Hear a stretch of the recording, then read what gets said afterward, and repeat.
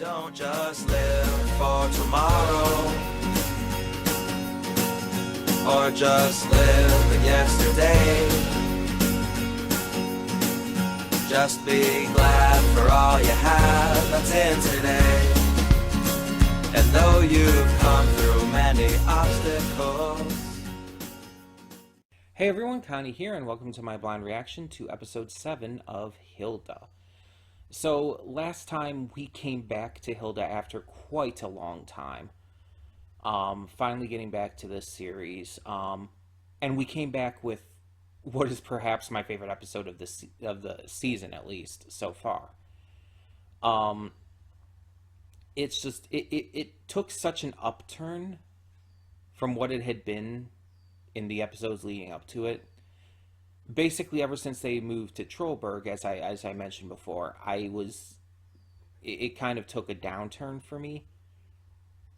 It just had become less interesting. And, you know, I mentioned everything last time, but the last episode, with the dreams and the ghost girl and everything, and the actual legitimately creepy imagery, like, that's my kind of shit. It's like, that is legitimately my kind of shit. I love episodes like that in any series. So, of course, I'm gonna love that.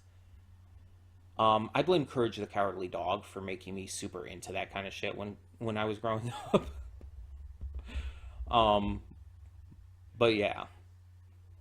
Like, the creepy stuff is always my cup of tea, and especially when it's done really well in a series that normally isn't focused on the creepy kind of stuff like that.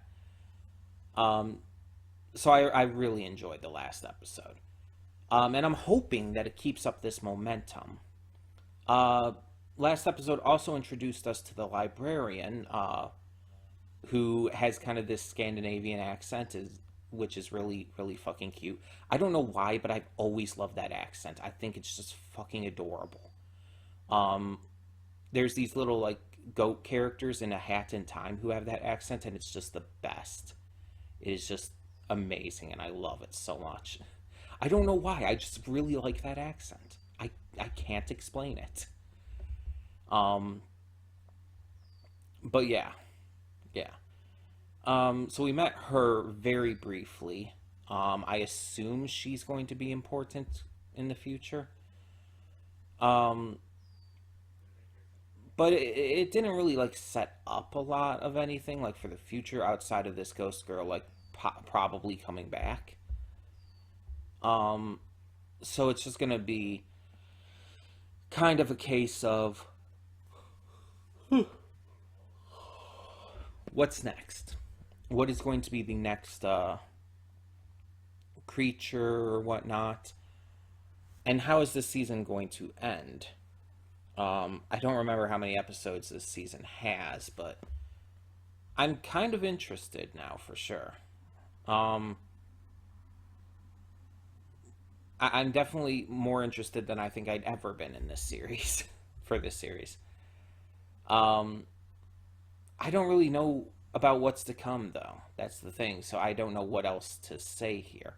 Because this is one of those shows that I just didn't hear a lot of people talking about. Like, I've heard some people, like, just praise it in a general sense, but not really, like, talk about it, you know? So I'm just kind of at this point wondering, where is this gonna go? What is going to happen? What's next? I know there's the movie, but that's like after season 2, so we have to get through all of that first. And I don't even know what the movie is exactly about. I know it has to do with trolls.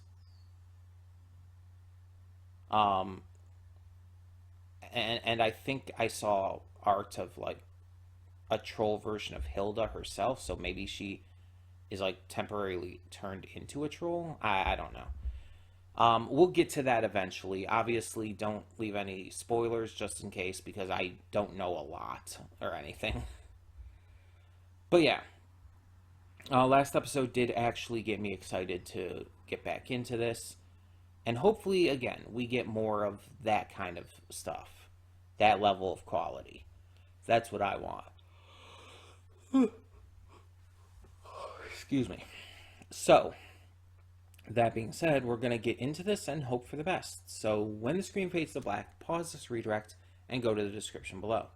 Follow the link to the reaction, and after you watch, come back here to the redirect and resume play. Because after it fades to black and it fades back in, everything from that point forward will be my afterthoughts and will contain spoilers to the episode. So, that being said, thank you so much for tuning in, and I will see you at the reaction. And we are back, and we'll begin with spoilers in 3, 2, 1, now. So this was not anywhere near as good as the last episode. But maybe that's just because of personal biases and everything towards those horror-themed episodes and shows. It wasn't bad. It wasn't bad, but if I'm being honest, the entire thing about the paperwork and everything and just kind of did nothing for me. It's like, I get the joke and everything, but it's like, paperwork is just like, no thanks.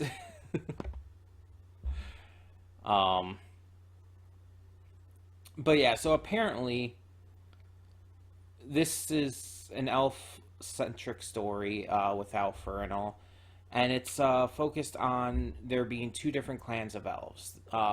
One of the clans was banished after what at the time was considered a treasonous act by not filling out the entirety of their paperwork before presenting it to the king. Which again seems kind of like their fault. Like, it's like the other clan didn't do anything wrong. It's your clan who didn't sign it in triplicate. That's on you. But either way, so they got banished, and now they are guarding the plant that Hilda, Frida, and David are trying to get for their scout stuff. So, in order to get the plants, but also help out, they decide to help this clan by a mutually beneficial act of getting rid of the contract that banished them in the first place.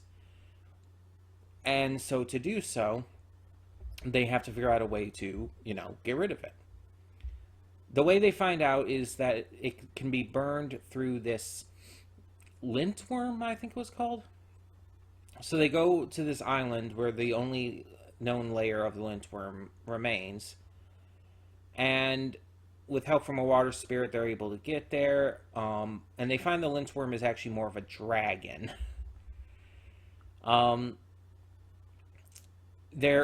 They try to get it to burn the contract while it's sleeping and the fires are coming out of its nostrils, but they accidentally wake it up and have to make a deal with the worm as well. And so the deal ends up just being like, we'll give you these plants that are extremely common for us, but apparently rare for them. And so it all kind of works out. A new contract is signed. The lindworm burns the old one. They go back and everything just works out. It's a really simple story, and it feels like it's made to give more lore to the elves. That seems to be its main focus. There's some ridiculous humor, such as the recurring gag with Agnes and everything, just coming in, spitting, roaring, and just being super aggro.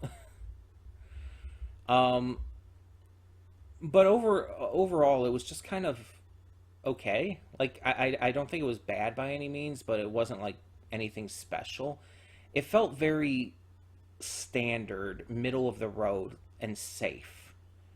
Like the writers of this episode didn't take any risks or didn't try to do anything special with it. Again, the fact that it gave lore to the elves is the only big thing about it. Everything else is super just bland. Even the other creatures we got to see in this, the water spirit and the lindworm, aren't that interesting. Like, the lindworm apparently has social anxiety, and it breathes fire, these blue flames, and apparently is completely okay with eating other creatures just randomly. Like, that's all we get from the lindworm. It's very bare bones. And the water spirit we get even less. It's just there. It's like, oh, it arrives, it takes them over the sea, and it's gone. That's all. So it's like there's just not enough to these other creatures to really give them focus here. Because, well, they're not focused on. They are supporting roles in this episode while the elves are what are focused on. And that's, I feel disappointing because it doesn't allow them time to shine, really. It doesn't allow any of the creatures introduced in here time to shine. The water spirit, the lindworm, or even this new clan of elves that we meet.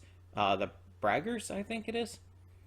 None of them really get a chance to shine because they all have to share the same episode with each other.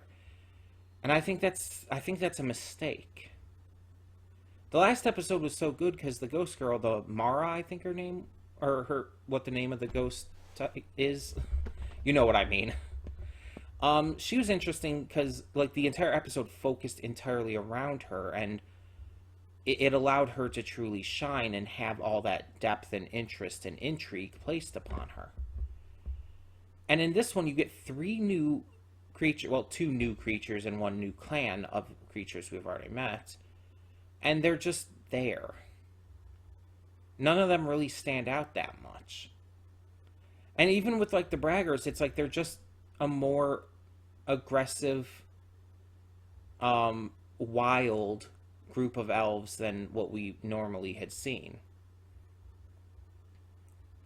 It's just like, you've seen this kind of thing in a lot of media, where it's like you have these groups of either people or characters or creatures like this, and it's like one group of them will be more civilized, the other group will be more wild.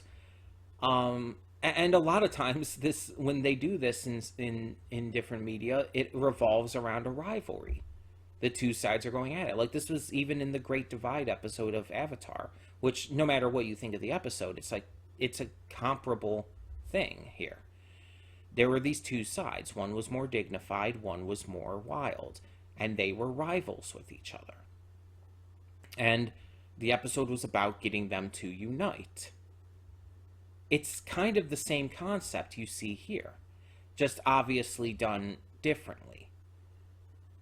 So it's a little blah for me, just because I've seen this before.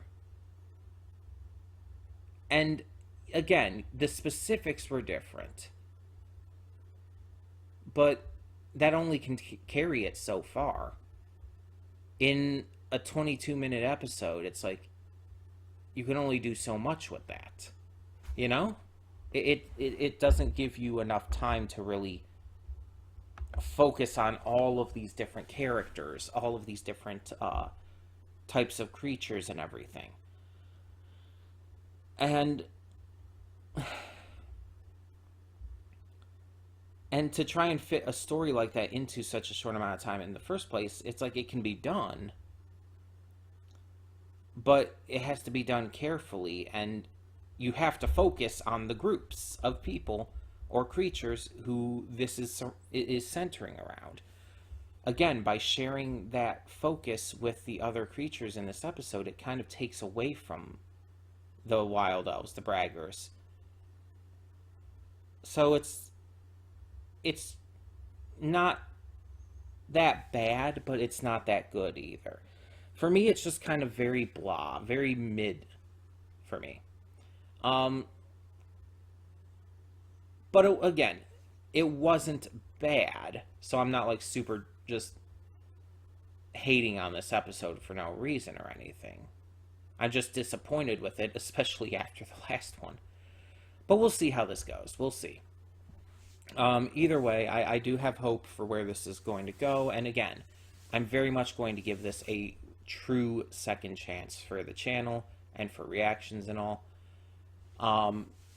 Because of my previous reasons for dropping it in the past and everything. And as I've said before, 2022 is my year of revisiting things that I have dropped for lesser reasons. So yeah, that's the deal. Let me know in the comments below what you thought of this episode of Hilda. And for now, I'm Connie and I'm signing off. See y'all next time.